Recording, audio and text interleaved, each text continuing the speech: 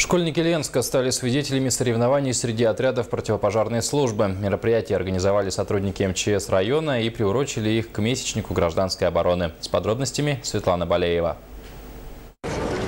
В современных условиях гражданская оборона решает ряд задач, направленных на выполнение мероприятий по подготовке и защите населения от различных опасностей.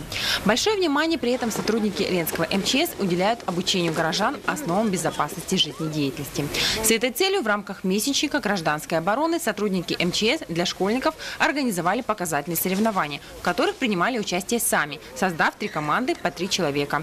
Каждому из них предстояло на время одеть защитный костюм Л1 и, положив на носилки пострадавшего, как можно быстрее донести его до финиша. В принципе, это нормативы, которые обязательны к отработке личным составом. Просто мы сделали это в виде соревнований. Опять же, для совершенствования профессионального мастерства и популяризации. Все команды, как и предполагалось, отлично отработали задание и уложились в норматив по времени. Тем самым еще раз доказали, что каждый из них профессионал своего дела.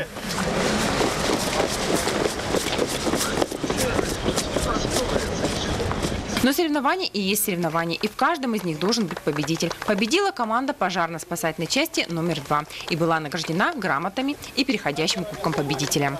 Все ребята с удовольствием наблюдали за соревнованиями, и после соревнований ребятам посчастливилось принять участие в выставке техники и оборудования Ленского пожарно-спасательного гарнизона. Все они проявили неподдельный интерес к защитным сооружениям и гражданской обороне в целом.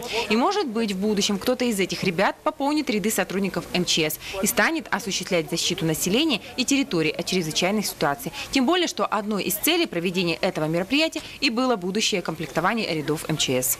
Я так надеюсь, что эти мероприятия позволят учащимся правильно понять нашу профессию и, что греха таить, одной из целей является, возможно, будущее комплектование нашего подразделения из числа этих детей.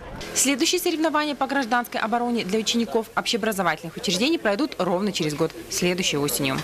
Светлана Балеева, Алексей Семенов, НВК Саха, Ленск.